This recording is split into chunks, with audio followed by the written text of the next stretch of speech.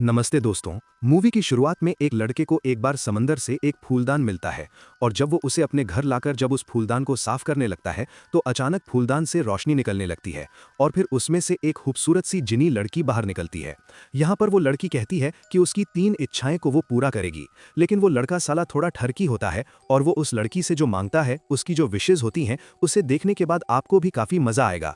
अब लड़का उससे 3 इच्छाओं में क्या क्या मांगता है देखेंगे आगे कहानी में। तो चलिए कहानी की शुरुआत करते हैं। तो कहानी की शुरुआत में हम क्रिस को देखते हैं जो बीच पर टहल रहा होता है और उसके साथ उसका कुत्ता भी होता है जिसका नाम सैमी होता है।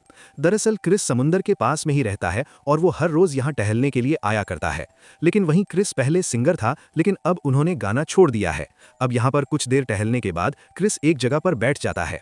अब यहाँ पर क्रिस खाना खाता है और अपने कुत्ते को भी खिलाता है। अब यहाँ पर क्रिस आराम करने लगता है और तभी उसे एहसास होता है कि समुद्र में मानो कोई डूब रहा है।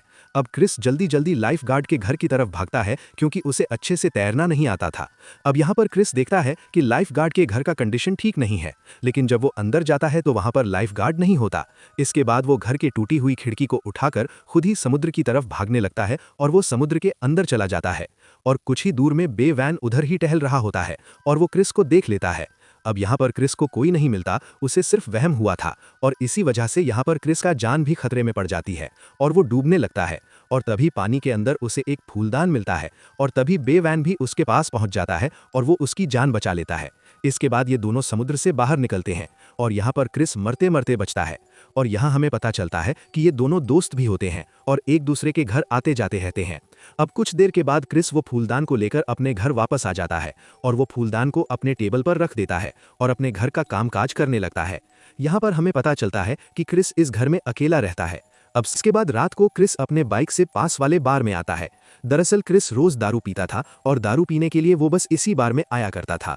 अब यहाँ पर क्रिस के पास हैमन नाम का एक आदमी आता है और हैमन एक म्यूजिक कंपनी का मालिक होता है। यहाँ पर क्रिस भी उसे अच्छे से जानता था। दरअसल हैमन चाहता था कि क्रिस फिर से गाए और वो सिर्फ उसकी कंपनी के लिए गाए, लेकिन यहाँ पर क्रिस उसे गाने से साफ साफ मना कर देता है। यहाँ पर हैमन उसे पैसों का काफी लालच भी देता है, लेकिन फिर भी क्रिस उसकी एक नहीं सुनता।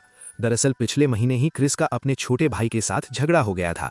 दरअसल उसका छोटा भाई भी गाना चाहता था और वो चाहता था कि क्रिस उसकी मदद करे, लेकिन क्रिस उसकी मदद नहीं करना चाहता था और इसी बात से गुस्सा होकर उसका छोटा भाई जिमी घर छोड़कर चला जाता है। लेकिन रास्ते में उसका एक्सीडेंट हो गया था जिसकी वजह से उसकी मौत हो गई थी और उसी दिन से क्रिस ने गाना बंद कर दिया है। क्रिस को लगता है कि उसके भाई की मौत के जिम्मेदार वही है। अब घर पहुंचने के बाद क्रिस वो फूलदान को साफ करता है और फिर वहीं पर आराम भी करने लगता है। वहीं फूलदान को साफ करते समय वो उसे जोर जोर से रगड़ दिया था,